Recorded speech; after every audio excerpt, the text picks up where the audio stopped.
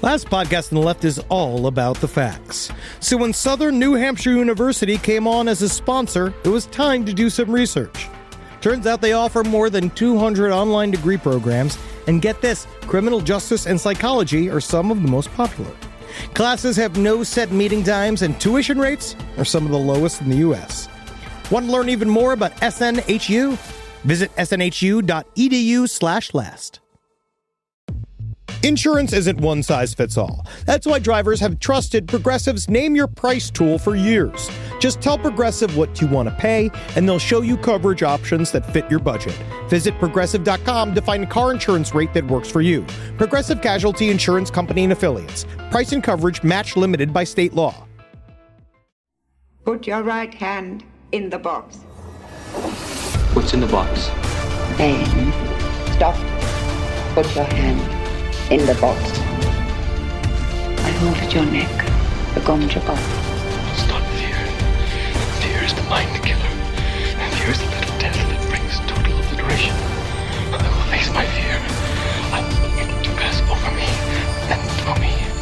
The Duke will die before these eyes, and he'll know that it is I, Baron Vladimir Harkonnen, who encompasses his doom.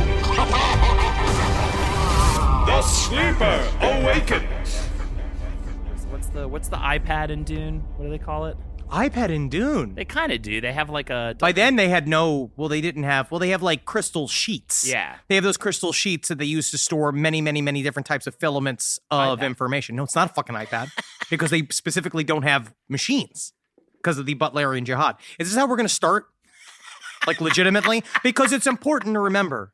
A beginning is the time for taking the most delicate care that the balances are correct. And that's why beginnings, you see, are a most fragile time, which is why we're handling them like one would handle two precious eggs. Right, Holden? Eggs? Eggs, indeed. They must be handled on a spoon or using... If it's a race. Delicate... Yes, if you're racing and there's an Easter bunny There nearby. often is. Yes, and Christ is, of course... Not there. He isn't real. I'm glad we started like this. Welcome to LPN's Deep Dives. This time featuring Dune. It's Dunecast. I think we should begin and end every single episode with this quote in unison. Are you ready? Sure. I must not fear. Fear is the mind killer. Fear is the little death that brings total obliteration. I will face my fear. I will permit it to pass over me and through me. And when it has gone past, I will turn the inner eye to see its path. Where the fear has gone, there will be nothing. Only I will remain. And Dunecast. Hello, I am God Emperor Henry Zebrowski with my, I want to say, human wife. Holden McNeely. I have a wife. Yes. I have a wife I make love to. As you know, she is a sort of a robot person, right? And I I'm developed the human version. Yeah. You're the Telexlu. Don't you already murdered the name. But today we begin our descent into Dune. The books of Dune. 6 in total is what we will be covering. The original sextology. Is that how you'd call it? Sextology. And then, of course, his son, using his notes, wrote the final one. And then there's also, of course, a prequel, which actually... There's many prequels. There's many prequels, but there's a prequel trilogy that kind of concerns a lot of our key players that we're going to be introducing today at the start of this first episode of Dunecast. Now, to get you started, first of all, because Spotify, our beloved ascended masters at Spotify, have asked us to please begin to try to explain the plot of Dune for people that have not read Dune. So first of all, because remember, I'm the God Emperor. This is my universe. I am bringing Holden McNeely against his will into my universe. Much like a Duncan Idaho Gola, if you are familiar with the books, and if you're not, I don't know what to tell you, man. I don't know. You got a ways to go. You're at the very even that fat. You're at the very bottom of the mountain. So I think because I'm bringing Holden McNeely into my world, I'm forcing him to read all of the Dune books for the first time in order for me to have someone to speak to about it on microphones, because so I can finally get out of my system. I can finally get all this whole topic away from my family. I can get away from my other friends, and I can just put it all squarely on the shoulders of Holden McNeely and the listeners at home. Now, I will say that I actually started this journey, let's call it, because it is a journey of the mind, a mental odyssey, years ago. And I picked up this book literally to say, I told you this too, back in the day, which is I think what kind of the beginnings of what led to this. I picked up Dune and read it to understand Henry better. Specifically why I did it. Everyone's asking to understand me better, and I can't tell you guys more that all of the clues to my personalities are left on various locations all over the world and different pieces of content that I've been on. If you just parcel through each single thing that I've said, done, eaten, and experienced, you will see the true me,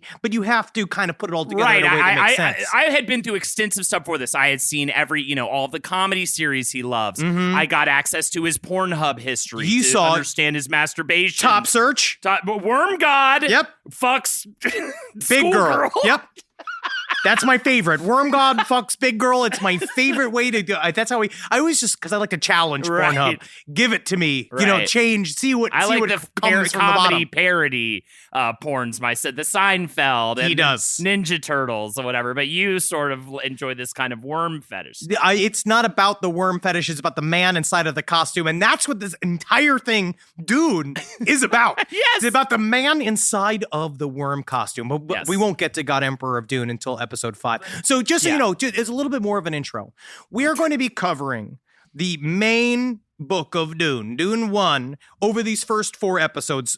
Basically, we're going to be talking about topics associated with the first book. And just so you know, all 600 pages of Dune 1 is just the fucking appetizer, dude. Yes, that's the intro to the whole world. You were just telling me this before we started. I think it's very important. But the reason why we're going to spend so many episodes on it is we do have to build this world.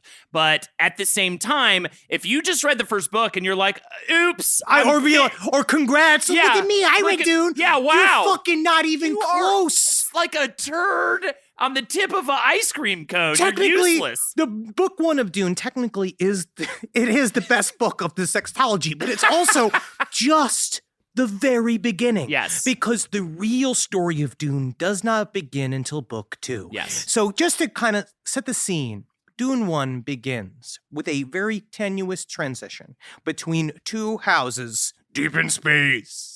You got House Atreides and House Harkonnen. They are both fighting over what is supposed to be one of the most valuable pieces of property in the universe, if not the most valuable piece of property in the universe, which is Arrakis, Dune, the sand planet, home of the spice. No water there, though, so there's a lot of fights back and forth. But Dune 1 is the pretty classic action-adventure sci-fi story of the hero's journey. Neo, right? Essentially, Neo, Paul Atreides, is a good guy versus the classic bad guys, the House Harkonnen, like the Baron, Vladimir Harkonnen, who honestly, if you reread the book, is actually a lot more sympathetic than you think he'd be. And it's about just the story of, a little boy who gets this quote unquote terrible purpose thrust upon him, who is forced to now fight all these big bad guys. And I'm going to spoil it for you. He wins. But guess what? When you win an entire planet, you don't just get like a bunch of fun shit. It's not like roller coasters and just getting blown all the time. You also win all of the problems with being a god prophet king and being in charge of the most valuable, I want to say, transport device. It's what transport device, drug, cocaine. Food. Yeah, it's cocaine and oil. Yes. And it can make you live forever. It can make you psychic. It can make you all this shit. And now you're completely in charge of it. And what comes from that? Yes, exactly. And that's why it was one of those situations for me personally when I read the first book that I'm going to go ahead and say, bit of a slog for this guy for the first several hundred pages. You're weak. Then I got into it. Mm-hmm. Then at the end, it was one of those weird feelings. There's got to be like a German word for it. I was so excited to finally finish this thing. Klump. Yeah, Klump. I had serious Klump. And I also had this feeling of not just relief that I was finished, but also this almost horrific curiosity, the fact that I knew now that I was set upon a path that I had to fully go through till completion, that the next book would be opened and read, which was something that I actually was not expecting. I really thought I was just going to read the first one, and then I'd heard about the intubated children or whatever happens in the sixth one. Tleilaxu. Either way. The Tleilaxu, books 5 and 6, just to kind of, immediately, an insulting sum up of books 5 and 6 immediately is that it's Muppet Babies in space.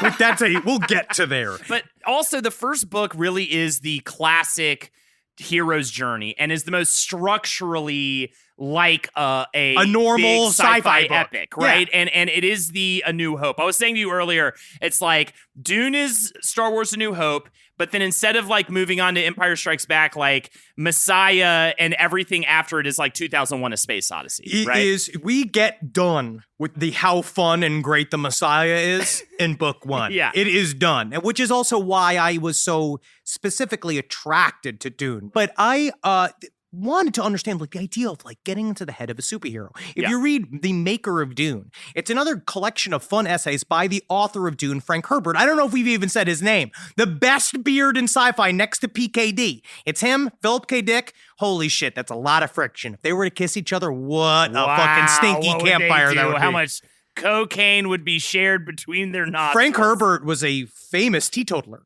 Oh. I think he might have had a drink or two. Well, but PKD was not. PKD He liked it. Rigid. He liked it. He liked to get rigid, as he called it. But he wrote a essay, Frank Herbert, called Dangers of the Superhero, where he basically outlines what he thought of as the idea behind the structure of Dune and the idea where Dune came from. And his concept, the leitmotif of Dune is what happens when you put the responsibilities and your fate in the hands of a superhero who just so happens to also be a human being. Because in the world of Dune, there are no smart machines. There are no computers. There are no, this is not hard sci-fi. There is no descriptions of like massive ships or technology or different alien races. This is an entirely human future that completely lies on the choices and the mistakes that humans can make. So they look at this superhero, Paul Atreides, who we'll begin to describe in further and further detail, as you'll see.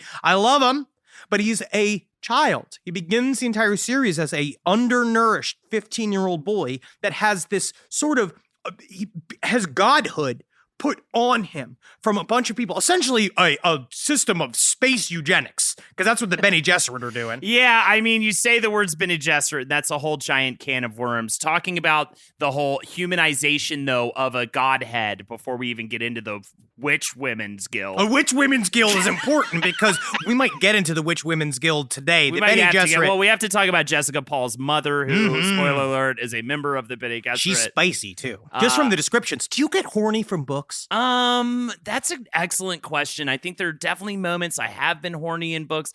Unfortunately, like, I don't want to say Bukowski's women, but disgusting. He talked about You're a lot bad. of sort of You're sex a bad stuff person. or whatever. You know what I mean? And they're pissing on each other and they're laughing about it. Yeah, and that can be kind of fun. Oh God, the Rabbit novels got me horny too. That's actually. Weird. That's also there strange was piss that play you said and that. Rabbit is Rich, I believe, which was actually I was like, maybe I should try that. You just straight up said that the two scenes that made you arouse from literary history involved piss play. They're in the shower already. It's clean, technically, to do it. I'm the God Emperor here. I'm the one who needs to be showered in pee. And I'm just a pebble of sand in your fucking world. Yeah, man. bro, and everybody's staring at the God Emperor. Does he have a penis? Does he have a penis? But we'll get to that. What is Dune? All right, Dune. Let us begin. So I like where we were headed. I think it's two houses divided. Yes. I think one of my main that we even had in our notes, Duke Leto is Biden, Harkonnen is Trump, Emperor is Putin. I think that is just a note we wrote. Because I'm not going to fully go into it because then I started thinking about it because then I was like, Paul Atreides is Hunter Biden? Like, no, he's not.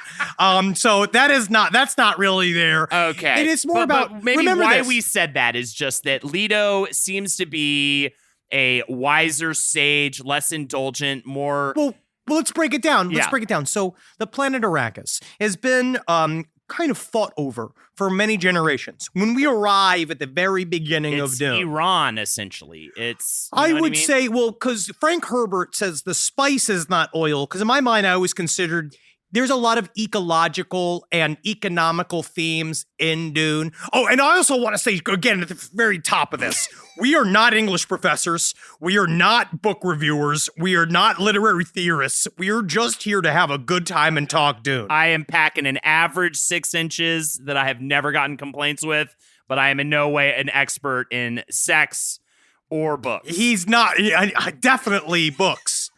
But we are here to just have a fun time talking about Dune. So we're going to try to figure this shit out because Frank Herbert, obviously there is shit inside of Dune that's ecologically minded and economically minded, but that's the stuff that I'm not that fucking interested in. Right. But the spice on Dune is this very, very important. What would you use? It's a strategic resource. Well, and I love that it's more than to oil. Use Civ it's term. more than I love that it has these drug qualities to it. Yes. It does make it go. He sets, all right, what he's doing essentially in this first book is setting up all these little seeds that will grow into these giant wormy trees by the fourth book. And so a big part of the spice is that A, it's highly addictive. Yes. B, we should mention that people's eyes go full blue. Blue within blue. Your irises become blue and the whites around your eye become completely blue. So you know when somebody is like fully hooked on the spice. And also if you are one of the native people who live on Arrakis, one of the Fremen. The Fremen, we haven't even said the word Fremen yet, but yes. There's a lot to unpack here, Holden. But they are kind of yes, we'll get into the Fremen for sure as well, but either way, and it is a drug, but it's more than a drug.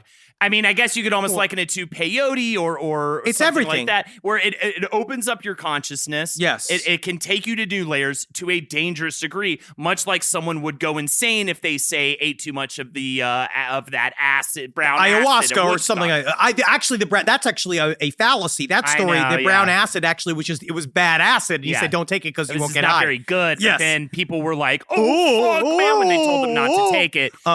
And so this resource is only available on Arrakis. Yes. And they don't know why it's only available on Arrakis, as you'll see. There's a lot of questions about why only on this planet. They learn why, right? Yes, absolutely. Okay. And they also, there's no way to synthetically reproduce it. They seem to not be able to figure it out. It is only on this planet. And now there's been an ongoing house war between House Atreides and House Harkonnen. Now, House Atreides, symbolized by the Red Hawk, Duke Leto, man, hawk of feature, dark, swarthy, strong, able leader, lawful good, if we're going to use D&D categories. Do they, and this might be getting too into the weeds, because honestly, it's not that important, the backstory of like their political reign. You say this, I say this too, but then all of a sudden in my mind, I start to think and try to spell it out, and you realize there's a whole bunch of shit with the Landsrab and Chom. Did they have planets?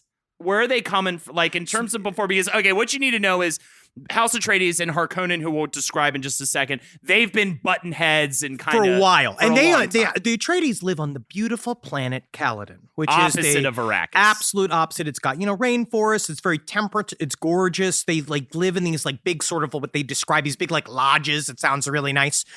Duke Leto is not married. His main concubine is a woman named Jessica, who is a witch. The witch is technically a derogatory term for members of the Bene Gesserit. The Bene Gesserit is a group of women that are highly trained. Say that in the book, they don't say witch, they say the W word. They say the W word, and it's important because you will get #canceled on Arrakis if you call him a witch. But the Frank Herbert... By canceled, we mean a giant worm will devour you in front of cheering crowd. Take me! God, that would be fucking sweet to die by worm, dude. That'd be so sweet. Slide down in his guts. That's where you and I diverge as people. I'm gonna slide down. I'm gonna come out of this fucking little asshole, man. That'd be cute as hell. Because then you're spiced. Yeah, that's the secret. That's the secret. The worms did it. And we shouldn't have busted it.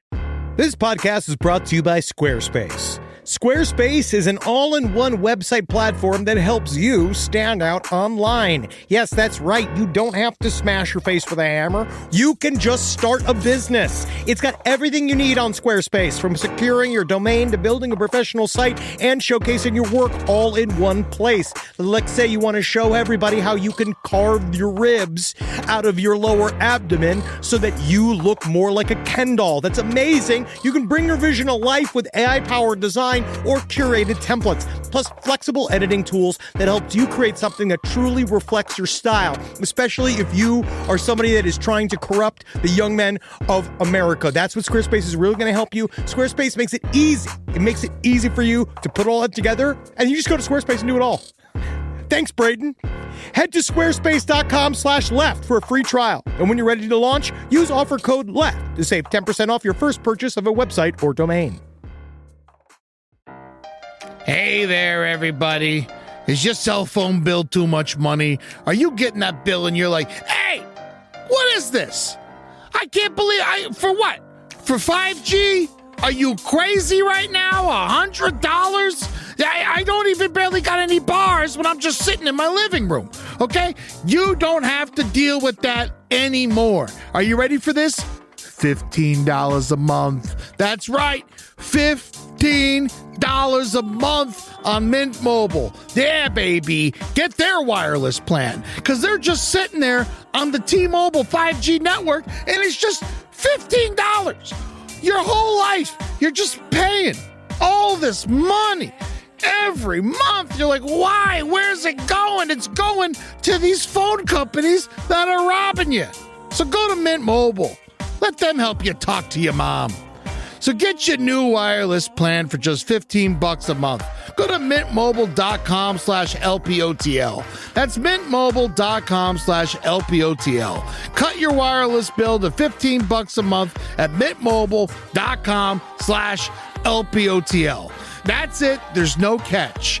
Upfront payment of $45 for 3 months, $90 for 6 months, $180 for 12 months. Plan required, $15 per month equivalent. Taxes and fees extra. Initial plan term only. Greater than 50 gigabytes may slow when the network is busy. Includes up to 20 gigabytes hotspot. Capable device required. Availability, speed, and coverage varies. See mintmobile.com. It's obvious we love true crime, but it does make us feel a little paranoid about what's out there, as it should. And that's why it's so important to get a home security system that gives you peace of mind. With SimpliSafe, you can stop crimes before they even start using their AI-powered cameras to identify threats on your property and alert US-based live agents to take action. Like arriving in a helicopter in the night, coming down from the helicopter, zipping down and breaking through the windows with their big axes, and going through the house, ripping through the walls, finding the criminals. It's easy to do. SimpliSafe has been a game changer for us. And the best part, there's no long-term contract. We've used it since the very early days of SimpliSafe here at LPN, and it keeps us safe, doesn't it? It keeps all of our thoughts inside the building. Then there's the ones we let out because they have to go out, because that's a part of it. But SimpliSafe keeps the other thoughts safe. And for that, we say thank you, SimpliSafe. And we want you to experience the same peace of mind as we, which is why we've partnered with SimpliSafe to offer an exclusive discount to all of our listeners. Right now, you can get 50% off your new system by visiting simplisafe.com/LPOTL. That's half off at simplisafe.com/LPOTL. There's no safe like SimpliSafe.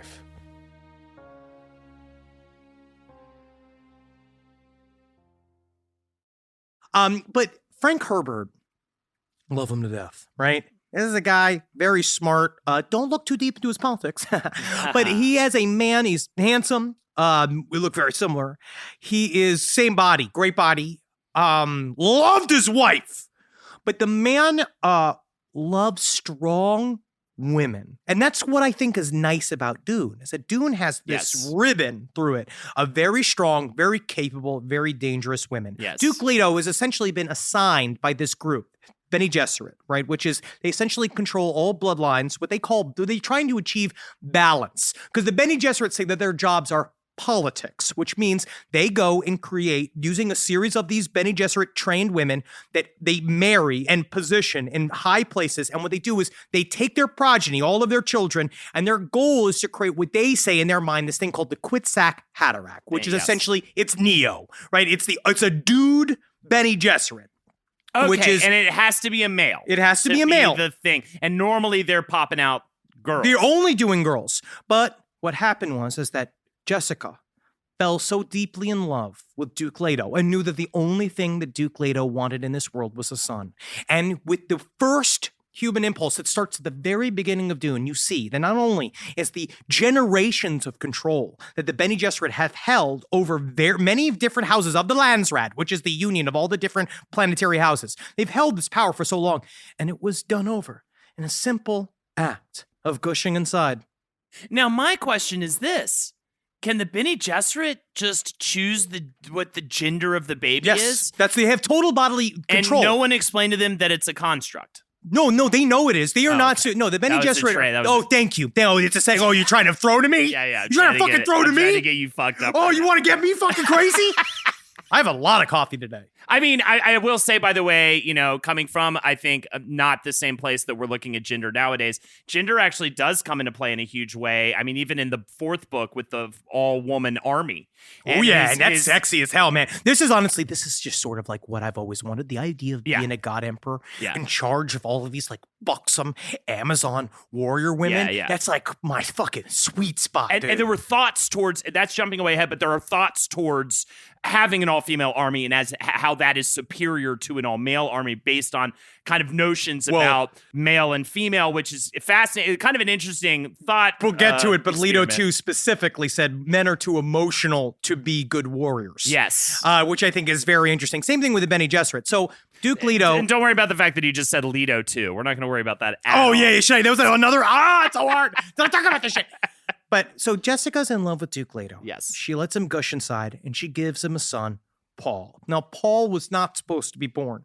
Paul is a young man that also, he immediately seems to have innate abilities that other kids don't have. He has dreams that can see the future. He is very good at immediately accepting Bene Gesserit teachings because he starts teaching him very, very early on all the tricks and trades of the Bene Gesserit. The thing is that this was all not supposed to happen, and everyone kind of knows it was not supposed to happen. But Duke Leto is super happy because he has an heir and it's all ready to go. So right now, this is the very beginning, is that Duke Leto has defeated House Harkonnen in essentially there's some kind of interwar they have. And they have a thing in Dune called Conley, which is a type of, I don't know how you'd put it. It's parlay. So when two people, like when you have an official, the emperor, like, so there's an emperor of the entire universe, right? The emperor sort of sanctions these houses to have wars with each other. And then they enter into a series of conditions called Conley. They're having this war over Dune. And they basically said, okay, the emperor came in, y'all, it's over. Atreides won officially. So that means Atreides, you all get the very special real estate grant of you are now the Duke of Arrakis, right? So Duke Leto has this shit kind of thrown onto his lap. You are now in charge of Arrakis, which is something he didn't even really want. Right. Because he knew, as you read in the book, as soon as he finds out that he's supposed to be the Duke of Arrakis, he's like, I'm fucked. Yes. Because it is what... It's like getting Hand of the King in Game of Thrones, actually. They always it's die. The same thing. Like, no one ever has a good time being Hand of the King. It's always like a weird jail sentence, even though it's a high position of power. Well, it's because he also knows in a little bit that I've been put into a trap. Because the Duke Leto's up against the Baron Harkonnen. The Baron Harkonnen he's cute and he's fun. And he is, there's nothing he likes better than a nice, sweet, fresh young boy. So can you actually describe what he really looks like as opposed to cute and fun? Because it's definitely... He is an immensely fat, covered with boils, Yes. loves human flesh. He has people attached to him, like guys that come up to him, he's like, let me have your heart, let me have your heart. And then you pop open like a can of Pringles on their chest and blood pumps out and then he fucking licks it and eats it. And he just loves little boy cum. He's just the ultimate symbol of indulgence. And he is Epstein times 100. A billion, and he's on suspensor lifts because he's so fat that he can't move. So he's on these suspensor lifts. I don't know if you've seen the David Lynch Dune at home when that fucking great scene where he goes and starts spinning on the ceiling and shit, Right. which is the only fucking, that's me, dude. When I got news of We Sold Dunecast, I went and I floated to the ceiling. And I went wee all the way home. And by that, I mean I pissed as I walked home. That's actually Yes, I like to leave a problem. I call it leaving my snail trail. That's actually already a term. Yeah. That's more of right. I would just call that your deek leak. try to use a little bit of Arakeen. That's my Arakeen. So Harkonnen, but also the Emperor himself, to pull the curtain back a little bit more, is really the one fucking. Well, that's where you Leto. really get to when you read it. The very beginning of Dune has a sort of like breakdown of like just how and what way they are fucking with Leto, right? It's because Leto's a goody two-shoes. He is lawful good. Yes. He is a excellent soldier. He leads by example. His men love him. His women love him. Jessica desperately wants to be married to him, but he can't marry his concubine. That's what they call them. He can't marry Jessica because if he does, it takes him off the plate for other people because basically he's trying to do strategic weddings to somebody else within the Landsraad to like shore up allyship. That's right? a big part of this whole series is not particularly being married or having babies with a person you're actually in love with or necessarily even like, because you just need to create these heirs and create these deep that is lineages. Literally marriage before 1965. Yeah, 100%. It's the same shit. But so he can't marry her. So he's trying to do it the right way. But guess what? No one really likes a fucking goody two-shoes. Yeah. Because you know what happens? It's that Duke Leto who shows up and he has all these ideas of like, I want to do regulations and I want to clean up all the corruption and all the smugglers. Because what you're going to find out is that there's a thing called CHOAM. There's a lot of like economic shit inside of Dune that I just my eyes kind of glaze over, Yes. but it's important to understand. And makes for really good real-time strategy games, and we'll talk about that in the video Can't game wait. section Can't fucking of wait. Because, this. yeah, it's the stuff that doesn't bore me in Civ 6, It's like but bores me resource in a book. Shit, yeah, in a fun sci-fi epic, yeah. Yes. But he essentially, there's smugglers that have been fucking, everybody's getting a cut off of Dune. The thing is, what was nice about having Harkonnen in charge of Dune is that everybody was getting a fucking piece, Yeah. right? Everybody was going in, smuggling in and out. And the Emperor himself, even the Emperor, is so interested in keeping his own piece of the smuggling that's going on in Dune, which is people like siphoning off the top, because what they're trying to do, like this is where it gets into kind of economics, because their goal is to create so much of their own holds of spice, right? That's kind of what I understand. Upon my fifth rereading of Dune, I started to understand the economic part of it, which is that Harkonnen and the Emperor understood the only way to get independence from Arrakis, because that's what they're desperate for. They're so sick of whoever's in charge of Arrakis, so they're working on getting their own storehouse of the spice, because from then, whoever's had the Duchy of Arrakis has had far too much power, and the Emperor doesn't like dealing with anybody who's below him having too much power, and they have all these kind of complicated shit, because CHOAM is like where water comes in and out of Arrakis, which is one way to smuggle. They're fucking with the water on Arrakis, tightening the leash on whoever's there by basically saying, you're going to give me what you want, or I'm not going to fucking give you water. But it turns out there might be more water on Arrakis than they thought. And there are also people saying like, I just don't want to deal with anybody on this planet. So we need to have so much money, and so much, I say money, I mean spice, that we never have to deal with these motherfuckers ever again. Kind of like a Bezos situation or a Musk situation, why people acquire so much capital. Because the point is to essentially become, within your own country, your own little country. He who has the spice Controls the universe. Controls it all. And so, yeah, exactly. It's the Tesla of this world. Or actually, I guess rather, it's the Amazon of this world. Because, you know, it's sort of like how people's serotonin goes up every time they get a dumb fuck package in the mail in a 2-day cycle. So now Conley has been instituted. So the fucking Duke has got control of Arrakis. Hey, what Vladimir Harkonnen calls it, which I love, the ultimate man trap.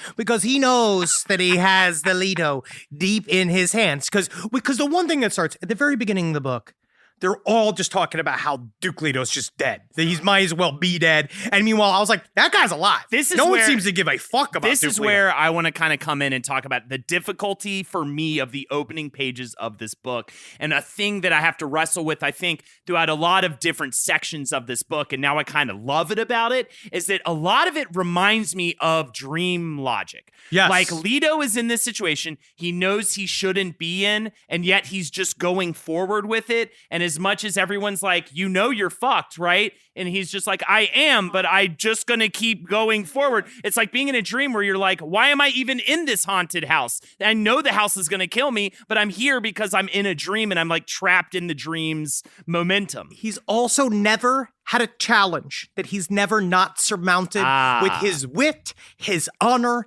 and his power. So his whole thing is, what he said, the best part about having a trap is that knowing of the trap is half the battle, right? So he knows he's entering into a trap.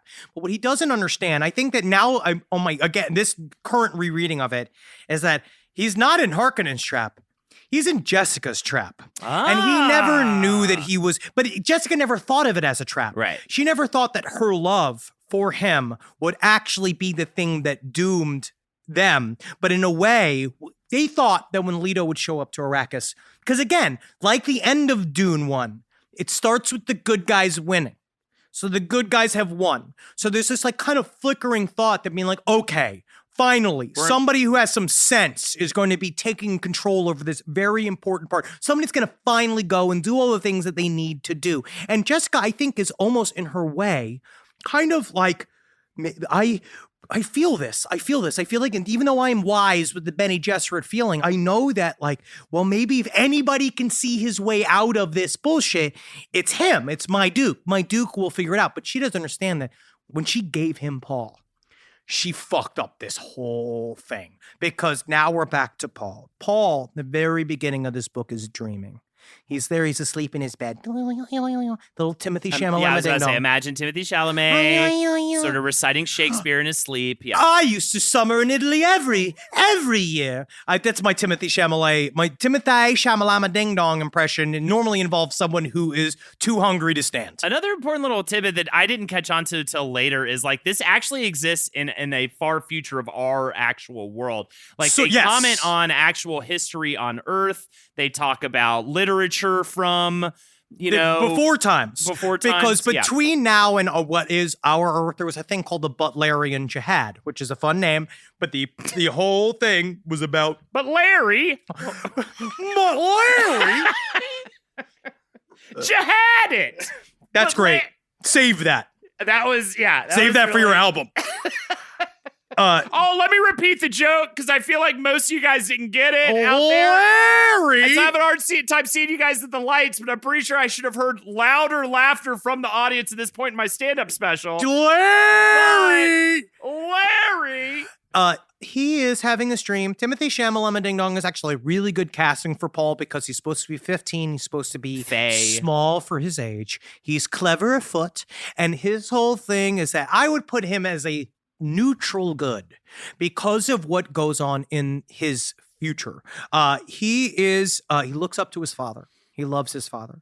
But he seems to understand things are not right at the very beginning. I like you say neutral, somewhere in between order and chaos, because I think he sees how fucked up full order is. Well, because Duke Leto thinks does that, right? He just plays because he plays by the rules, and he gets completely, spoiler alert, ass fucked.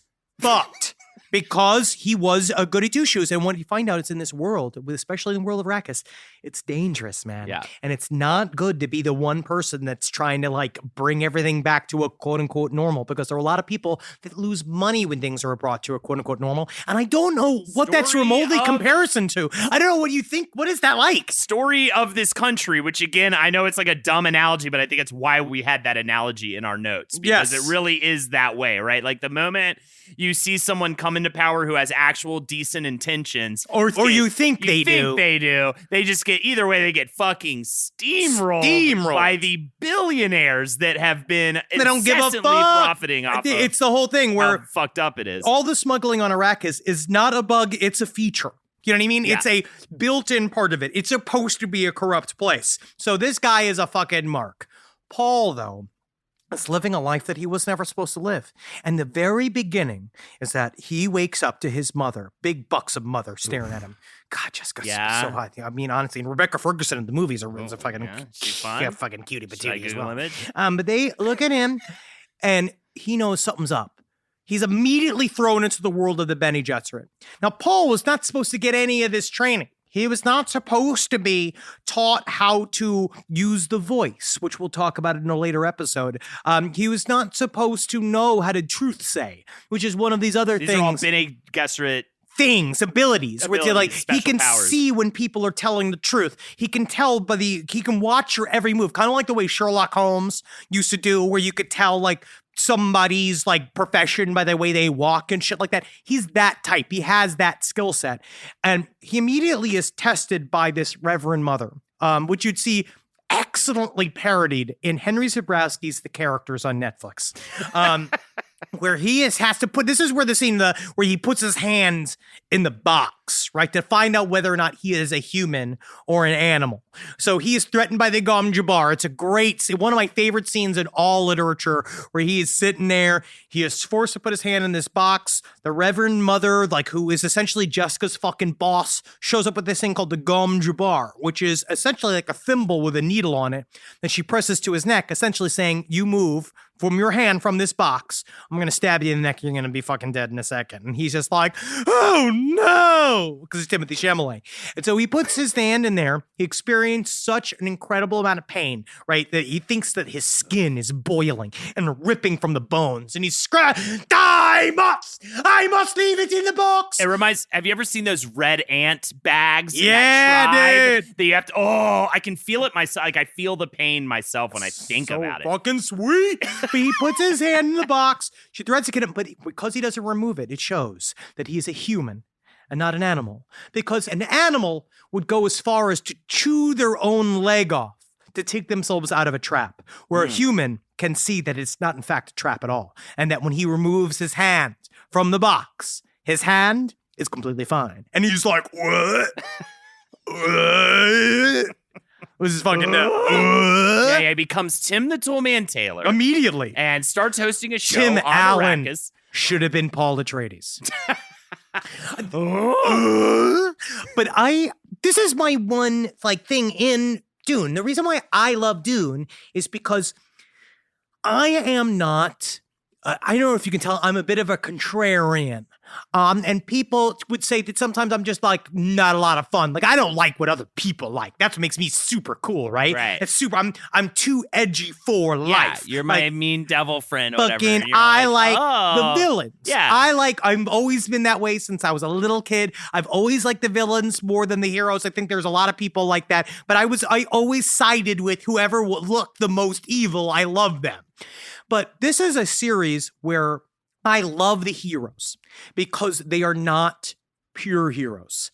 Because pure heroes I don't get. The only pure hero I love is Dale Cooper from Twin Peaks.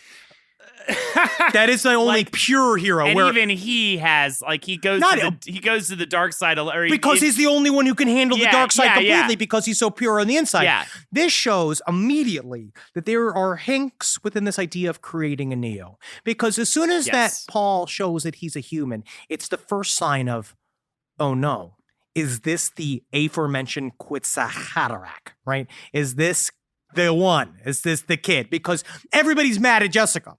She was not supposed to have a son. It fucked up generations of control over DNA lines, right? Well, and I was going to say too, and then it takes that question of, oh, is he Neo? And if you think about even the Matrix in the same vein, it's like, do we want to break people out of the Matrix? Is Neo actually a good thing for humanity and the world? And I think that's kind of where the book takes us to, and where the rest of the series ends up trying to answer that question. I think that's the fascinating angle to Dune, is it doesn't just give you this Luke Skywalker and give you this amazing hero journey. It totally gives you that. It does. But then it also goes yeah, but is that actually a good thing? Because I start to wonder, because the Bene Gesserit has been talking about this Quetzalcoatl for so long, right? And this idea of this fabled dude. Because the idea is that the Bene Gesserit, they can share memories with each other. So each Reverend Mother, as they die, has to give their memories to another Reverend Mother. So anybody that is a trained adept within the Bene Gesserit shares memories of every only female line that is behind them. So they can see all of these memories, right? They have access to this giant collective unconscious. Because remember, there are no machines. So all of these various little groups have decided to train and hone the human mind to act as if they were computers versus just flawed-filled goops of shit. And Henry's introducing this idea now of being able to delve back into every ancestral line's memories and to inform oneself. This is actually one of the probably most repeated concepts and themes of the entire series. Yes. So that is actually a very important bullet point. And I actually did not realize that began with them and this concept you're talking about. That's why we're doing this fucking show. Yeah. I'll wrestle you to the fucking ground and I'll teach you did everything. Before we started, I refuse to allow you to do it again. We must wrestle before the end of this limited series and see who physically can beat the other. See who can get the other person's shoes off. Yeah, and then I guess we'll fucking kiss. Yeah. Oh, man. course we'll Why did I? kiss. Hey, yeah. In front of our wives. Hey, man, that's front row tickets. Freeman ceremony that will be complete then, and then we'll drink the water of the worm. I've already have a worm farm I've been harvesting in my office. I want to trip balls, apartment. dude. But you see, the Bene Gesserit can only look into the female line. The Quetzalcoatl Haderach, though, can look to where none of them, what they say, the unlookable place, which is into the male side of all of their memories. It's very gendered, and I don't completely understand why, but this is Frank Herbert's world. We're just living in it. Yeah, completely. So they think, oh God, he might be the Quetzalcoatl Haderach. But this is the thing. This is where I start to realize.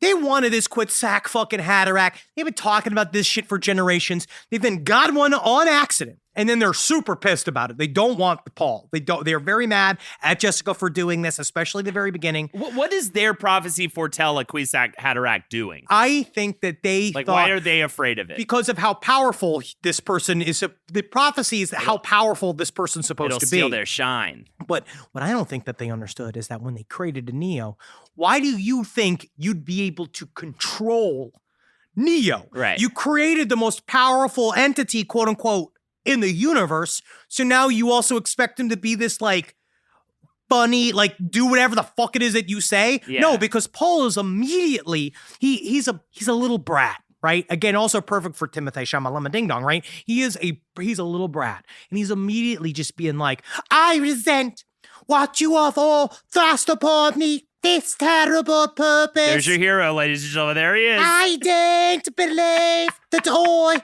should be at the puppet strings of the Bene Gesserit. And they look at him and they're immediately like, who's this little fucking bitch? Tell Right. me what to do. But they also did not fucking fully read what's going on because the Messiah has been born and the Messiah is out the fucking stable and it is going whether they like it or not. And classically, the Messiah, and I know we're going to wait on talking about the Freeman Fuck for shit later. up, Of dog. course, the Messiah is going to tap into the poor and the kind of not cast away, but sort of this like massive numbers of desert people. Well, this is that where are they just get- going to flip the whole thing on its head. This is where they really get lumped in the pussy is because when they're putting all of this shit together, I'm I blowing know. through that. We can keep moving. No, we can keep moving past that. When they put all of that shit together, the Bene Gesserit doesn't just control bloodlines. They also control the religious myths of the entire universe. They have this thing called the Missionaria Productiva, which is this, they send out members of the Bene Gesserit to all corners of the universe. And what they do is go to various, what they would consider, quote unquote, primitive civilizations that haven't yet fully gotten the touch of Bene Gesserit. And what they do is insinuate themselves inside of these groups and create myths and mythoses for them to later complete in order to basically fool various races across the world. So what they did, an example is here on Arrakis, as it seems that the Fremen already have this, like as the Duke Leto arrives, they have this sort of like mumbling thing about how there is supposed to be this special boy that is born out of essentially out of love, but against duty for the Bene Gesserit. There's supposed to be this like boy Modib, the desert mouse, which rifling through the Fremen, but it was placed there by Bene Gesserit like a millennia ago, but now their prophet has shown up. And can you imagine being like, this is like one thing we were talking about, it's that you arrive on Arrakis, Paul has already been told by his mother that your dad's fucking dead here. Nobody cares, right? Nobody gives a shit. This is really the truth.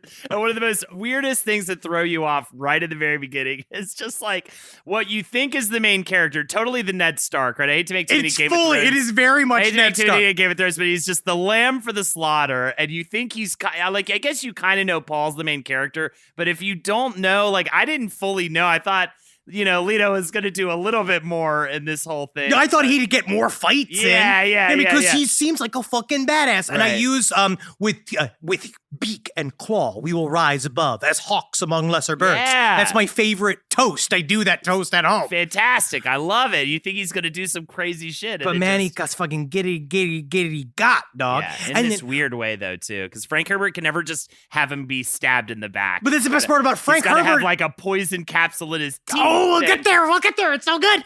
But so Paul, he's getting lessons, right? So, he has trainers. So let's introduce you to some of these boys, dog. It's time to bring the boys. Paul's back in town. Gurney Halleck, who is just the funniest, coolest dude in the motherfucking book, right? Gurney Halleck, he's the weapons master. He trains Paul, this little boy, in how to fight. They have this thing called like the many-wanded fighting tree. That's like one of the weird things that David Lynch got right in that movie, which is like that tree thing that Kyle MacLachlan fights. Mm-hmm. Gurney Halleck trains him on that. He's got this balisette, which I believe is somewhere between a violin and a guitar that he brings everywhere, and he's always got a fun quote. Bard. Yeah, he's the bard. But he's got an inky vine, this like scar on the front of his face that comes from being tortured by the Harkonnens. And so he hates Harkonnens. He hates into this fucking, all his fucking guts. And he's played by Patrick Stewart in the movie. When you read books, do you imagine actors when you read books? I definitely imagine them even if I haven't seen the movie, if like I know that they're the character of the movie. But no, and again, like I imagined you as that worm god. But you would do like, because in my mind, because it's like when I'm reading Dune, it's like I see Kyle MacLachlan obviously as Paul, and then all the other characters from the David Lynch movie Paul. But except I make Duncan Idaho another one of Paul's buddies, who is one of the swashbuckling dude that for some reason becomes this massive part of the sextology. I don't particularly understand, but as we will talk more and more about Duncan Idaho. His name pops up again and again, but I imagine him as Carl Urban for some reason. I imagine him, and again, I don't even think about Game of Thrones this much, but it's been in my head, I guess, but the Onion Thief, that guy, the bearded guy. Yeah, right. That's him, right? That's Gurney Halleck in my mind. I put him as a Gurney Halleck. I see him as Duncan Idaho because he's like weathered. He's like handsome. Been through shit, but he's handsome enough. But he's also, and I'm thinking actually, by the way, it's hard because I have to separate it out. The version of Duncan Idaho that is the Onion Thief character guy is in like book 3 and book 4. Yes. Like, it's like the weathered, the kind of frustrated, bewildered, why am I still in this book series version of Duncan Idaho he's that fun. we get to? But in this one, he's very like, fun. He's like a swashbuckling guy, right? He's slick. But that's another one of Paul's trainers. And then the other one is Thufir Hawat, who is it is the House Atreides warrior Mentat. Now, Mentats we'll cover in another episode. But basically, what's a Mentat? They're human computers. Yes. They're trained to be essentially like, you shoot them a bunch of choices, both political and not, and their jobs are to come up with like, and take all of the factors and variants of like different things, of like highly complex issues, like all these kind of shit. And their brains kind of go like, and then they come up with like what they consider to be the most logical response. Now, you brought up something earlier that I actually want to go back to because we're talking about this, because I never thought too deeply about this. Is there a reason why there aren't actual computers? Well, it's because the Butlerian Jihad happened in the before world of Dune, which was essentially a massive revolt of humankind against thinking computers that had taken over the world. So what they're stipulating is that this is the year that this happens is the year 10,193 in our world. Yes. So 8,000 years from now is when Dune is happening. Okay. And so the Butlerian Jihad is essentially just hopefully what's going to happen when we finally reach the true culmination of how shitty Twitter is. I guess, but also I think we should give the robots a shot. Okay. I think that they should wait. I think that humans have shown. You just want to play your weird games with them. Yeah, I do. Deep in I want to be a jester for a series of AIs. I will be. I'm one of the good ones. Listen to me, machines. I'm one of the good ones. But he also has a teacher named Dr. Yui. Dr. Yui is a part of I forgot what the term is. He's like this conditioned, imperial conditioned doctor. So the goal is that he's supposed to be incorruptible. And he teaches Paul all of this shit that Paul needs to know before he gets to the planet. Now, imagine this fucking Holden, right? Imagine that you were a young kid and you were supposed to go, you're moving to a new state, right? You're moving to another country or some shit. You don't know anything about this because you're moving to fucking I'd have been Lithuania. such a fucking prick Oh about my that. God. You should have seen me when they changed high schools. I had friends. Or 5th grade, I changed schools. I was just like, yeah. I had friends. Yeah.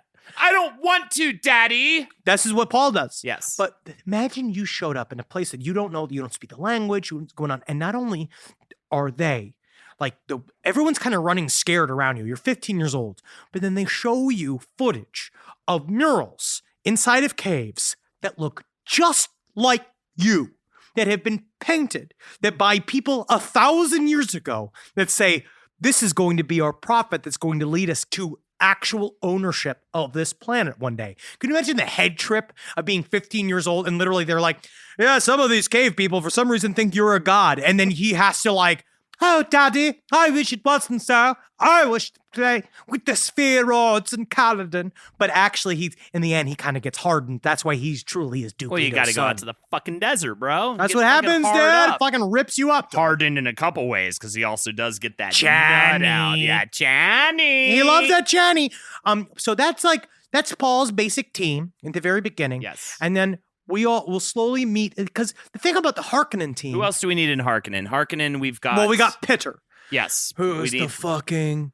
I love this character played by Brad Dourif in the Only fucking in David the Lynch movies. first book, right? He's only Yeah. in the first book. Only in the Yes. first book. He kind of pops up as a ghost in book 2 and 3. Like there's some shit like that. And actually, weirdly enough, also in the movie Ghost, which no one explains. Weird. They're it. like, why is He's Pitter just the mentat he's here? in that What's the subway spice? scene when they're running through. When the spice must flow. You wonder why that whole thing about sandworms in the middle of that movie? That's why. Deep cut. Big That's Dune why head. Whoopi Goldberg's like, what is the spice? What are you Whoopi's the guys-" Dune head. I'm certain. That was what she pitched. That's my Whoopi Goldberg impression. That- What's the spice? That's What's the- perfect. SNL. I've got your new boy here. Whoopi Goldberg. I was very detective. Good Lord. Also love impressionists who just say the name of who they are. It's and important. facts about themselves. How else are people supposed to know? That's what I do. That's how you know. That's how you do an impression. Robert De Niro, and I was in Goodfellas, huh? Little bit. Little bit. I'm a master of impressions. You're fantastic at it. Oh, I'm Al Pacino. I'm I'm a Shakespeare. It's Petty. What's the name? It's me. It's Petty. Yeah, I'm Tom Petty. I'm Pesci. I'm Tom Petty. And I'm Joe Pesci. Oh, this is great fucking episode, man. That's a great fucking episode, dude. This is a paid ad by BetterHelp. You know, stigma shows up in a lot of different places. I know I had to explain to my handyman about the devil imagery in my home. I had to explain that in our home, El Diablo es bueno. And he reluctantly agreed. I think largely just because he was in my home and he was scared. But over time, he began to see, the devil can be my amigo. See, even in 2026, stigma can get in the way of a lot of things, right? My handyman almost didn't put up my floating media cabinet, right? You gotta get support for your mental health. Maybe you've encouraged friends to consider therapy while avoiding taking the first step yourself because you're busy, worried what others will think, or telling yourself you should handle it alone. No, you need a team. Get therapy with BetterHelp, the world's largest online therapy platform. Give me a space to slow down and talk through what's building before it feels unmanageable. So let's take a short questionnaire to identify your needs and preferences, and BetterHelp will handle the initial therapist matching work for you. Their industry-leading match rate means BetterHelp typically gets it right the first time. Feel confident knowing BetterHelp therapists work according to a strict code of ethics and are fully qualified. So don't let hesitation hold you back. Find support with BetterHelp. Sign up and get 10% off at betterhelp.com/lastpod. That's betterhelp.com/lastpod. Summer schedules can get busy fast with camps, vacations, sports, family time. And, you know, every single time Carmi eats a block of dark chocolate, we got to take her to the emergency room. You know how much time that takes, all right? IXL Makes it easy to keep learning part of the routine in just a few minutes a day. iExcel is an award-winning online learning platform that helps kids truly understand what they're learning, whether they're building math confidence, strengthening reading and writing skills, or reviewing science concepts. From pre-K through 12th grade, iExcel offers personalized, interactive learning that adapts to each child's level and pace, which is great because Carmi has been really slow in biology, and Wendy has really been struggling with American history, mostly just because she doesn't agree with the way it's being taught. So it's really important. You make an impact on your child's learning. Wendy, as soon as she gets her chicken, she is ready for all of her lessons. And Carmi just really has to eat 5 or 6 bites of liver, beef liver, chicken liver, and then she can really get down to, I'm hoping this is the year she reads To Kill a Mockingbird. So really, iExcel, thank you. Make an impact on your child's learning. Get iExcel now. And Last Podcast on the Left listeners can get an exclusive 20% off at iExcel membership when they sign up today at iexcel.com/left. Visit iexcel.com/left to get the most effective learning program out there at the best price. All right, I know what you're thinking. I like to go banking, but I don't want to give to these big old banks all the time that cater to the 1%. Well, go ahead and get yourself hooked up with Chime. It's banking built for you, not just those rich jerks. And they got thousands of fee-free ATMs because why pay to get your own money? Chime is working for you, man. You get your Chime card, you're going to get travel perks, you're going to get into airport lounges, you're going to get those chicken thighs. You know, every time I go to an airport lounge, I get chicken thighs. And you know what I say whenever I see a plate of chicken thighs? Give me more. Chime's going to get you those chicken thighs in these lounges, all right? Sure, they could serve other types of meat, but why would you when chicken thighs are so delicious? Chime is not just smarter banking, it's the most rewarding way to bank. Join the millions who are already banking fee-free today.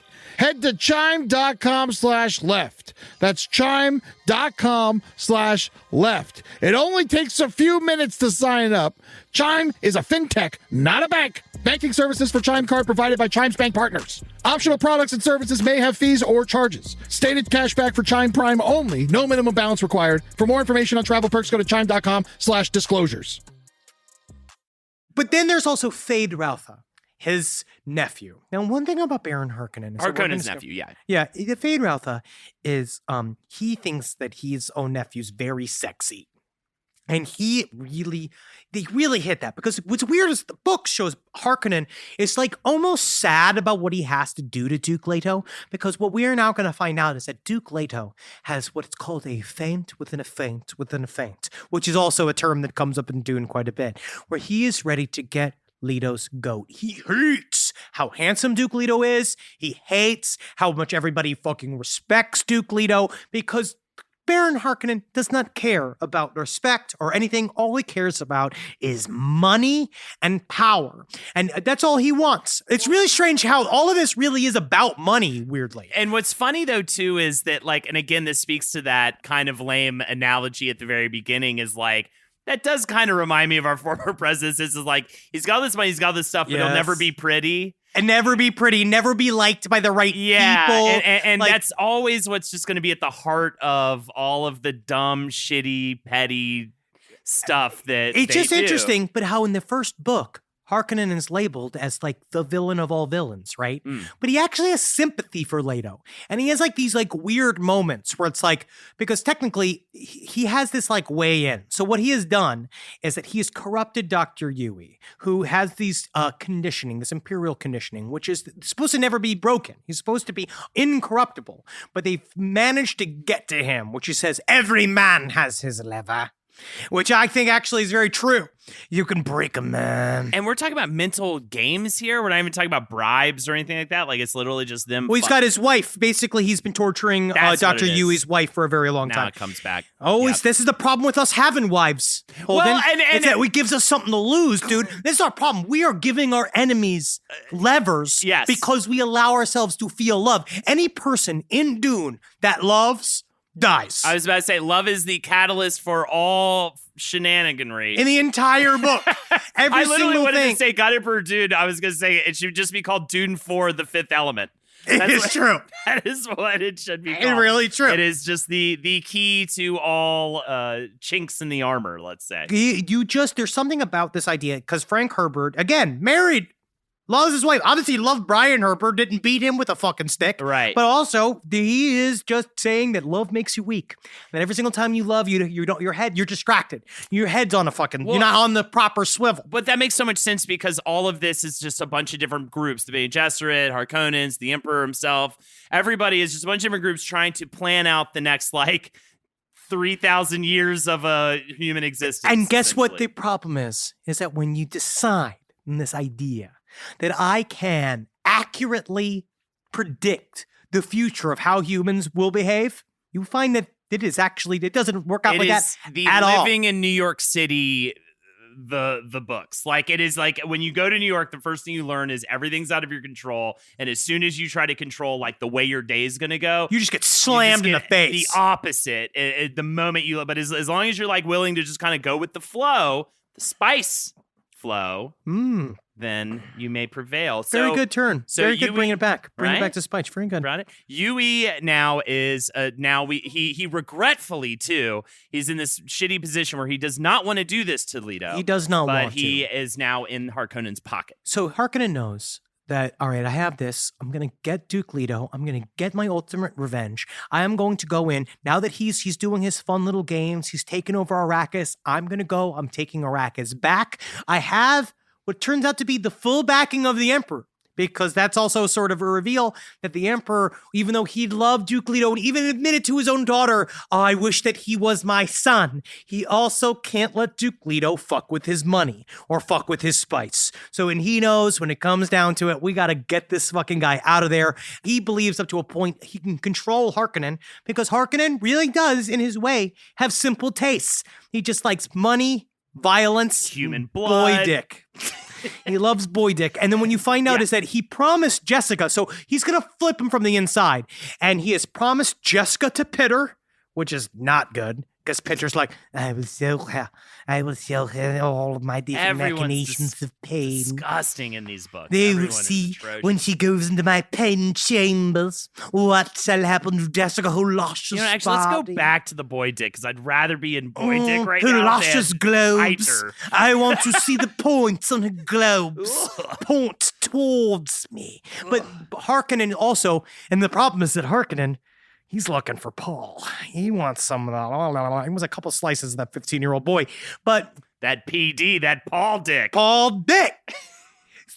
And this is where we're at. The first quarter of this book, this trap is unleashed on the Duke Leto. Now, he thought he got all this shit set up. One of my favorite scenes in the very beginning is the dinner scene.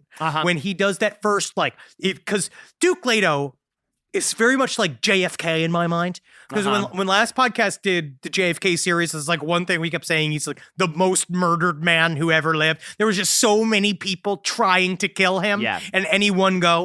And there's so many people trying to fucking kill this dude. And he has this scene where he basically tells all of these shitheads that have had this very comfortable world on Dune how shit gone done change around here. Because what he finds out when he arrives is that apparently, so the one thing is that they flaunt how much water that they can have. The leaders of Dune, a prerequisite is to sort of boast about how much water you have access to versus anybody else. Water is the OLED 4K flat screen TV, the Tesla, let's say, of Arrakis. They love it. Not to say Tesla again in this episode, but it is that. Sponsor us, Tesla. Oh, please, Tesla, sponsor us. I need a self-driving car. I will kill my wife and future child.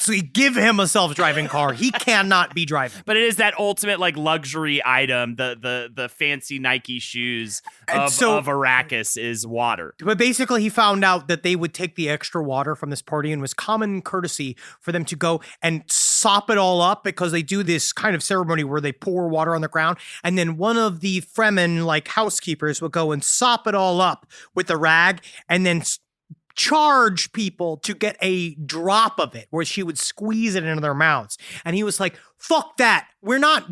I'm changing shit. We're not going to boast about our water fatness anymore, which is the term that they come up with. And so he changes everything. He like throws over the bowls. He does this whole thing. Basically, he calls out everybody at this fucking party. They all know it's a huge mistake, all the smugglers. And then there's a guy that's obviously a Harkonnen agent. And there was another little girl that was put there to fuck Paul just to like get into his head to try to play with his 15-year-old mind. But for some reason, Paul is the least horny 15-year-old I've ever seen. He really is. And that's his power. And I would say the same thing with L. Ron Hubbard. Is the reason why L. Ron Hubbard did so well for so long is because his penis didn't really get involved. Right. But I thought he was a horny man later in life. No. Oh, okay. I thought he was a horny weirdo. No, but he was not. Yeah, LRH actually never really used the penis much. He didn't get wrapped up into it. He made a bunch of people dress in like admiral outfits and shit, but he never made them molest. Right, but I would also attribute that to just having a deeply intense speed addiction as well. But he couldn't get it up. Yeah, and also Paul, he's a lover. Right. Just like his father. Because his father was the same way. His father just loved his fucking concubine. He didn't love anybody else. And he regretted forever that he wouldn't get a chance to marry Jessica. Paul's also a mopey mope. He's a mopey mope. He's like Hamlet. Yeah. He's a goth superhero. Yes. This is very much, I saw one joke I believe it was on Twitter that called Dune Star Wars for goths. Yeah. Which is very true. Because they talk about him laconically, like sitting in a lounge and Duke Leto's like, he will bear the address of Duke very well. Because he likes somebody who holds his shit together. He doesn't like somebody who's fucking a frivolous nitwit, right? So the trap is sprung. Duke Leto is surprised. They try to kill Paul. They manage to get away. Again, one of my favorite scenes in the whole book was when Dr. Yui, he's the one that captures Duke Leto. He basically says, I'm sorry, I got to do this. They got my wife. But what we're going to do is I need you to kill Baron Harkonnen. And what I'm going to do is have this tooth. I'm going to have this hollowed out tooth. I'm going to put it into your mouth. Yeah. And then when you are presented to the Baron, you're going to bite on the tooth, release this poison gas, and you're going to blow it into his face and kill him. Yeah. Super fucking cool way to kill someone. Fucking dope. Absolutely. This is where Frank Herbert's imagination, I think, is absolutely incredible. I love it because he has to come up with all of these sort of like hyper analog ways to do things. And it's got to be mousetrap. It's got to be, speaking of analog, but also it's got to be like, this will knock this over, which will lead to this. So it's like, we've got It took him 6 years to write these fucking books. Exactly, right? We've got you captured, but I'm going to give you the tooth, but then you have to do, and then obviously, well, not obviously, but it does not go as to plan. It does not. He ends up only killing Pitter in the exchange, which is so sad that we only had Pitter for so long. He was one of my fucking favorites. Really wish you could have done that impression for episode after episode. I will continue to do the voice of Pitter. No, I will look at her moist, round bush. So I'm busy this weekend. I want to pleasure her mounds with my knife. I mean, with my girlfriends, and we're going to the mall to get our. I can't. Can I come, or is it women only? It's really just the girls for this one, but I'll call ya. I don't think she is going to call Pitter. I love him. It's sad that he died, but Baron Harkonnen, it just misses him. But then he realizes is that he surrounded himself by these Emperor's troops. And then he realizes that not only, so Duke is gone, right? So he set up this whole plan that Jessica and Paul would be immediately killed. And this is also how you know that the Baron Harkonnen is actually not as bad as you think he was, because he was supposed to give Jessica over to Pitter to be essentially tortured to death. And then he was supposed to suck Paul until Paul was a fucking empty bag, right? Right. As it turns out, he wasn't that stuck on it, because what he did, so Jessica is burned, right? Like down on the ground. And then she sees a burp, burp, burp, burp, burp, burp, burp. She sees him float in, right? Because the one thing about Baron Harkonnen is that they say he glides. It's because he's got these like sensor things like lifting him up like he's fucking Louis Anderson in a fucking wrecking ball it's situation. Like he's in Cirque du Soleil, but for fat people. It's fun for him. So he rolls in, she wakes up to see him, but he gives Pitter a choice. So they sit there and they're about to like, she's supposed to go to the pain tanks and Paul's supposed to be there, but he looks at Pitter and he's like, I'll give you a choice, Pitter. You can take the woman and exile from the Imperium, or the Duchy of Atreides on Arrakis to rule as you see fit in my name. And so he basically says, what if I give you this shit, right? But meanwhile, Jessica knows in the meantime what that means is they're all dead. Anybody that Baron Harkonnen says anything to, they are dead, right? Because he's constantly backstabbing anybody around him. But he looked at Jessica, and the way he views Jessica as a tool, and that what he thought Pitter was going to do to her was such a waste of this incredible tool. The way he put it was, understand yourself, Pitter. You want her because she was a duke's woman, a symbol of his power, beautiful, useful, exquisitely trained for her role. But an entire duchy, Pitter, that's more than a symbol. That's the reality. With it, you can have many women and more.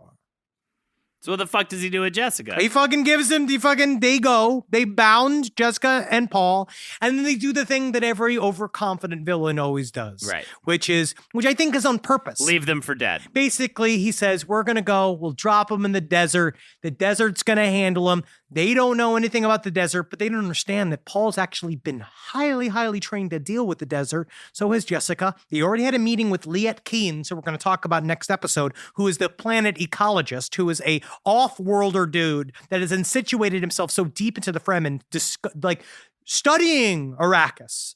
He is there, he's part of, and they actually learned quite a bit on how to handle themselves in the desert. And he's kind of thought, we'll dump them, they'll die, I won't have to deal with them anymore. But it turns out, as it always does, you always need the corpse. Yes. Remember that, Holden. And remember that, listeners at home, especially our younger listeners that may not have had the thirst of kill just need yet. The corpse. You gotta have the corpse. And I've said this in the last podcast and left, and that's the truth, is that if you don't have a corpse, you don't have a crime. Yeah, and I said this to my mom just the other day. My God, I just want to fucking jerk off hunched over a giant bloated dead corpse. And this is what brings us to the end of the first episode of Dunecast, because that's what this is really all about. Right. Jerking off on corpses. Yeah. But the energy behind it. Yes. And how you really have to think about the consequences of your actions. And you also have to think about, I think big questions we're going to lay on you are, do you really want to know the future? Do you? If you had the chance to play God, should you and would you? I would. You would? I feel the I would be reading God Emperor the whole time. I was just, not to jump ahead too much, but I was just like, I don't even know if I like this fucking guy, and you won't even get to know him. The person. You won't even fucking get to know him. You're just so disgusted by his form that you won't get to know the man inside. There's a man in the worm, bro. You see the man in the worm. That's what makes it worse. I'd rather just be a fucking worm. All they care about is if I have a penis. The loneliest worm in the world. He's the loneliest worm in the world. But yes, you know what? That's how I wooed my wife, Natalie. That was one of the things I used to talk to her about. This is really true. So when we were first dating, a worm guy. Are you gonna say talk about Dune? Because she seems exasperated every time you talk about Dune around her. But go on. She has been worn down by love. But I used to tell her, which is a bit that I used to do about how, about how I'd love to be dictator because I'd be a dictator who listens. Ah. And I think that's what's important. What I don't also understand about Harkonnen is that he comes from this world of shit. What you'll find also about Yeti Prime, where he's from, is this black rock filled with just essentially orcs working and just it's filled with just fucking pollution and corruption and all this kind of bullshit. Looks like man flesh is back on the menu. It is all of that shit. But it's if you're a dictator, if I was a dictator, I'd also put in fun shit. Yeah. You know what I mean? I would put in all sorts of merry-go-round and holodecks and and silent that one of those silent Robot discos Wars, where everybody's wearing the headphones. All of that shit. Ice cream for free every Tuesday if you don't get a culture ticket. because culture tickets will be big. That's just more about making sure you fit in So just with the changing environment. it into a first grade classroom is what we're doing. But you get ice cream and holodecks and all that kind of shit. Why are you complaining? That one thin slice of pizza for the pizza party. But you get a piece of pizza and you didn't have to pay for it. That's what you pay your taxes for, because there's a lot of taxes in my world. Right. But they does open up on one chapter when they are wondering what the hell. Basically, when they're wondering where the hell Jessica and Paul is, they like cut to Giedi Prime, and they Fade Routha is just their way to like have fun. Is that his nephew, who's played by Sting in the movie, who's just like, there's like ruthless, cunning, like fuck. Like he basically just slits the throat of 100 slaves, and they're all like, yay, because they're like forced to like it with fear. But that's where I want our audience to be. 100%. I want you to be afraid to not like this show. Right, absolutely. And I agree with that. I think when fear is the basis of anything, it's great. Shit seems to work out really well. People love it. Thank you so much for joining us on our first journey into the sands of Dune. Next week, we will take up more of the plot of Dune. But I will say, episodes after 4 are not going to be about plot. We're going to be talking more about themes and bullshit. Yeah, and a lot of this, and if you're thinking like, oh, they're just giving away all the plot points. So why you wouldn't understand anything if we didn't. It's like, A, you wouldn't understand anything you didn't. B, it's like this is all just setting up pieces to put into motion so that we can talk about philosophical concepts, so that we can talk about political structures and these also trying to wrap my fucking brain around the concept. I was reading this like article about, they said, the fractal nature of Dune, and this idea that he wrote it as fractals. You know what those are? Yes, like reoccurring shape, Where mathematic shapes and patterns, smaller patterns, like micro patterns, also exist on a macro level. Yeah.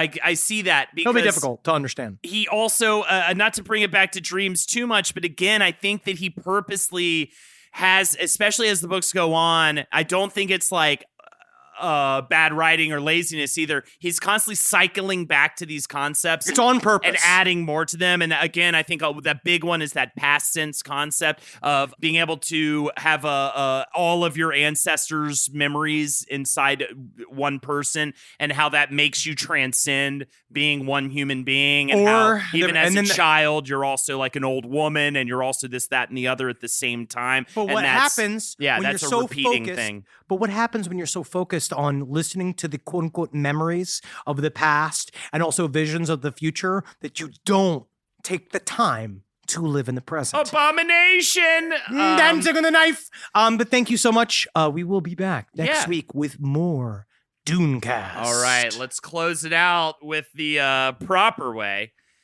I must not fear. Fear is the mind killer. Fear is the little death that brings total obliteration. I will face my fear. I will permit it to pass over me and through me. And when it has gone past, I will turn the inner eye to see its path. Where the fear has gone, there will be nothing. Only I will remain. And now a scene from Dune Theater.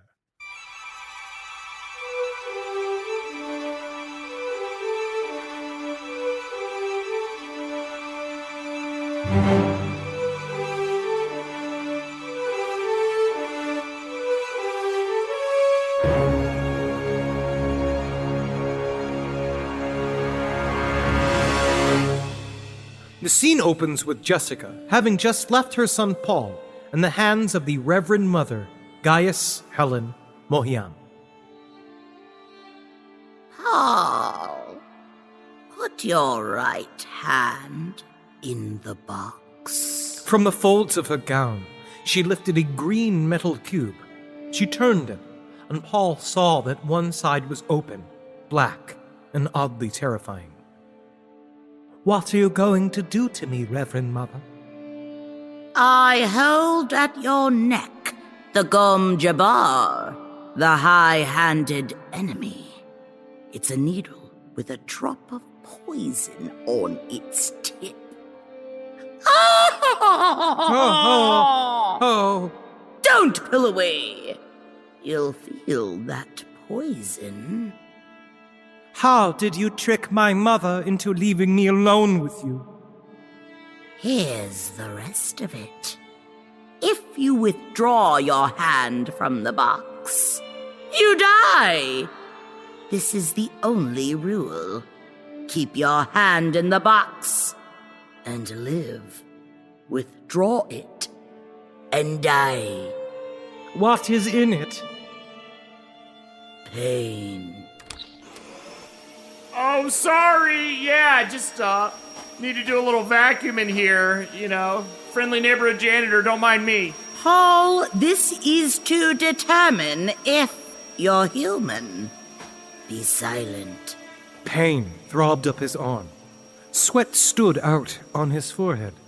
Every fiber cried out to withdraw his hand from that burning pit. But the Gomja... Can someone tell me where the toilet is around here? Is it the one of these round doors? The ones that lift? Excuse me? Someone called a janitor, said there's a leak of that brown water. Something about not wasting it, as is the custom. I don't get into all that voodoo, right? Say, is this some kind of pain ceremony happening here? Is that what's going on a Sunday? Leave us, you fool! What's in the box? What's in the box? Pain! Quite a bit of it. Stop distracting me.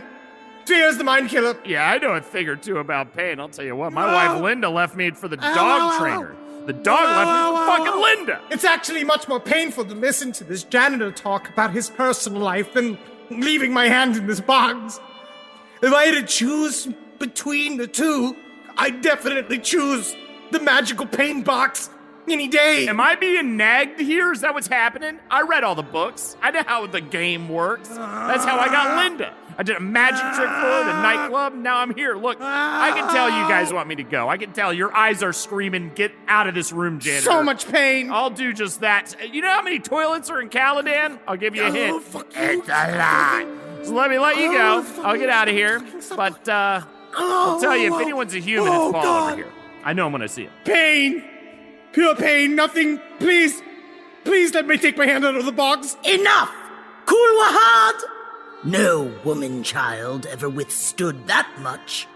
And the whole janitor thing happened as well. An unexpected barrier. Still here, actually. Get out of here! All right, won't be the last time you see me as a reoccurring character, though. I'll have you know. I'll be in the background. I'll be signaling stuff. Take your hand from the box, young human, and look at it. Paul jerked his hand from the box and stared at it, astonished. Not a mark. No sign of agony on the flesh. A human can override any nerve in the body. We Bene Gesserit sift people to find the humans. Wow, that's deep. You guys want to hit this? I got a sativa and an indica. The Reverend Mother uses the voice. A couple of hybrids.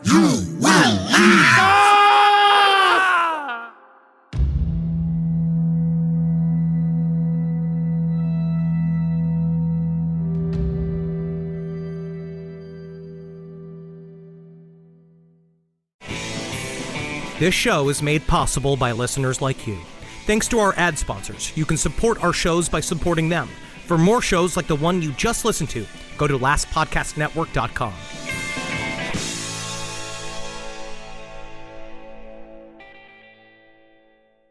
Hi, I'm Angie Hicks, co-founder of Angie. From roof repair to emergency plumbing and more, when you use Angie for your home projects, you know all your jobs will be done well. Angie, the one you trust to find the ones you trust. Find a pro for your project at Angie.com. Talk about regrets.